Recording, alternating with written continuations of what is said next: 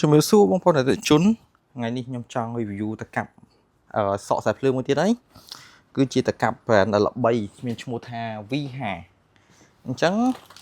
យើងមក unbox មើលដកចាញ់ពីស្រោមថ្មីឲ្យបងប្អូនមើលហ្មងរបស់ខ្ញុំមានមួយដែរតែគាត់ថានោះនៅផ្ទះនោះមកកន្លែងទៀតអញ្ចឹងបានយកមកបង្ហាញអានេះគឺជា brand របស់ V5 ប្រភេទ LR មើលតែថ្ងៃនឹងអ្នក review ពាក់ស្រោមដៃទៅដឹងហើយនេះ review បានថ្មីអញ្ចឹងទៅយើងពាក់កុំឲ្យប្រឡាក់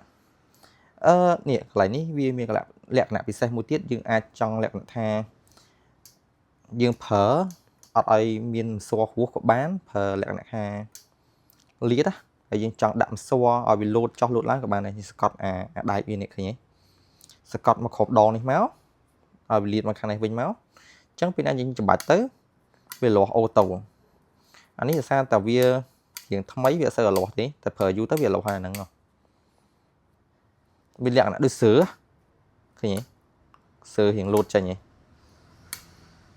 មើលទៅបងប្អូនមើលអត់សូវដឹងទេដល់ពេលកាន់ទៅមិនដឹងឃើញអានេះយើងបិទសបកទៅខាងនោះដល់ពេលយើងស្កត់វាអត់ធាក់ចេញទេឃើញទេអញ្ចឹងយើងបើកស្វាយវាមកវាស្រួលធ្វើការធឹងយាយើងអញ្ចឹងខ្ញុំមកតេស្តកាត់ខ្សែភ្លើងឲ្យបងប្អូនមើលវាមានមុខងារប្រាប់មុខងារសិនតើមុនតេស្តមុខងារ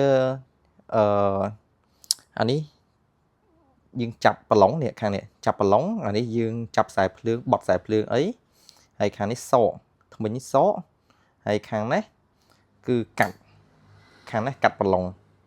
ហើយខាងក្រោមនេះគឺបិទបើកសោបិទបើកសោ spring បើកស័រអញ្ចឹងមុនដំបូងខ្ញុំចង់ប្រាប់ពីរបៀបប្រាប់ពីចំពោះវានឹងសិនចំពោះវាបងប្អូនឃើញមានមួយខាងរៀងកោមួយខាងរៀងឈុងមិនបានគេធ្វើអញ្ចឹងជំរឿខ្ញុំប្រាប់អាខាងកោងនេះអូមុតមែនតើណា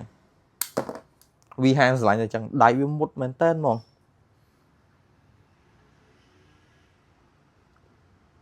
មួយសិនមុតល្អ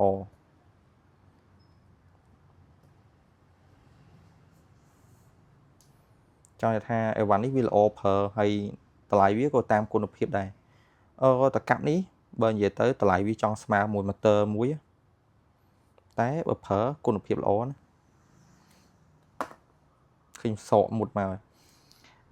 អាកន្លែងកោងនេះ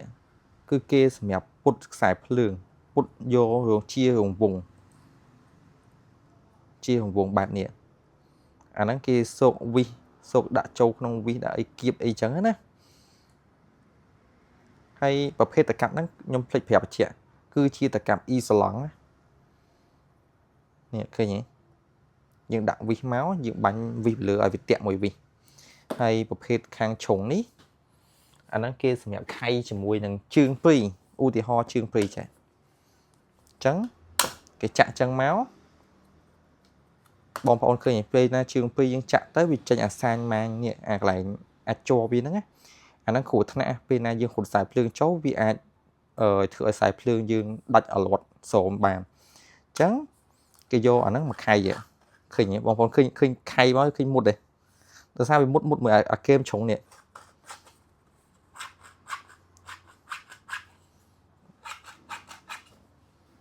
ឃើញឡើង smooth ហ្មងឃើញអស់ជន់ហ្នឹងឯងចឹងអាហ្នឹងវាគេធ្វើមកគេគិតគូរដិតដល់មែនតើហ្មងយើងមិនបាច់ចាយពេលយកកបិតមកឆ្កៀអីចឹងឯងតកាប់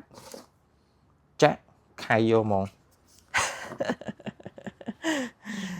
ធ្លេងបងប្អូនហើយអាខាងនេះចាប់ប្រឡុងនេះចាប់ប្រឡុងមួលណា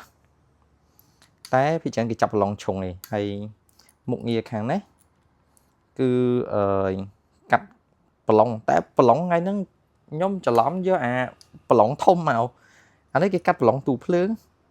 ប្រឡុងទូចទេខ្ញុំសាក់មួលឲ្យវាចូលមកវាចូលអត់ទេប្រឡុងច្រឡំប្រឡុងមិនទូភ្លើងអានេះប្រឡុងព្រីភ្លើងត្រូវឲ្យព្រួយតកាប់ V5 ពីច្រើនគេផ្ដោតលើការតក្នុងព្រីភ្លើងទូភ្លើងអីហ្នឹងបើប្រឡុងយើងធម្មតាអា6លីអាមិញ5លីខ្ញុំយក5លីមកហើយខ្ញុំស្មានតែហ្នឹងខ្លួន5លីណា នេះប្រហែលចូល4លីក៏3លីអញ្ចឹងទូភ្លើងព្រីភ្លើងអាចប្រើប៉ុណ្ណឹងហើយអានេះមុខងារកាត់មិញខ្ញុំនេះឲ្យបងប្អូនមើលឃើញតែតាមមុនដំបូងគឺវាកាត់មុតមែនតើហ្មងណាសង្ឃថាផុយដូចយើងកាត់ប៊ឺអញ្ចឹងកាត់ប៊ឺបៀកនំប៉័ងអញ្ចឹងណាផុយមែនតើហ្មងកាត់អត់មានប្រឹងនេះផុយស្រឡាញ់សលេងហ្មងហើយអាខាងនេះគឺសក់អូមុតមែនតើហ្មងដាក់ខុសលេខទាញមកតាមដៃអត់បាច់ប្រឹងទេអញ្ចឹងមិនថាអេវ៉ាន់ថ្លៃគុណភាពគឺតាមនឹងមែនដែកវិញហើយចំពោះអ៊ីសាឡង់វិញដងអ៊ីសាឡង់វានេះគេដាក់ភ្លើង1000 វ៉ុលទប់បានដល់ភ្លើង1000 វ៉ុលអញ្ចឹងគឺអស្ចារ្យមែនតើហ្មងហើយដងវាហ្នឹងគឺប្រភេទ rubber ពិសេសមួយគឺការពារកុំឲ្យល្អិលកាន់អត់ល្អិលទេទោះដោះសំដៃកាន់ក៏អត់ល្អិលដែរហើយដែកវាប្រភេទក្រោមញោម VCR ក្រោមអីនេះដូចចង់ភាំងដែរដល់ឆែកមើលសារថ្មីតែដឹងថាដែកវាល្អប្រើអត់ងាយយល់ទៅណាខ្ញុំមានមួយដែរខ្ញុំប្រើខ្លួនឯងមួយដែរខ្ញុំដឹងគាត់ថាអានេះវាល្អមែនល្អដូច brand របស់វាមែនប្រភេទអាឡម៉ង់និយាយចំទៅ brand V5 គឺរបស់អាឡម៉ង់ហើយអានេះគៀបក្បាលកោះយកមកលើកនេះស្អីក៏ខុសដែរក្បាលកោះយកមកធំទៀតនេះតែគៀបនៅទៅអញ្ចឹងបើថ្មិញគេគៀបដល់ប្រហែល2កន្លះនោះឃើញក្បាលកោះហ៎គៀបនឹងកពិតមុខចូលហ្មងតាមពិតអានេះគេរៀងគៀបទូជាងនឹងតិចអានេះយកក្បាលកោះធំមកហើយប្រឡងយកប្រឡងធំមកកាប់ទៀតវល់អញ្ចឹងអានេះតម្លៃវា$35មួយដើមហ្នឹង$35ហើយ free សេវាដឹក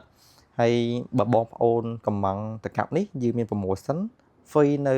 ប៊ិចភ្លើងមួយគឺប្រភេទប៊ិចភ្លើងវាស់ខ្សែដាច់ខ្ញុំភ្លេចកាន់មកទៀតថ្ងៃនេះវល់ហ្មង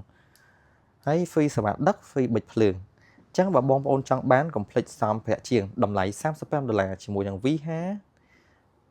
ដង្កាប់សក់ខ្សែភ្លើងអ៊ីសាឡង់អរគុណ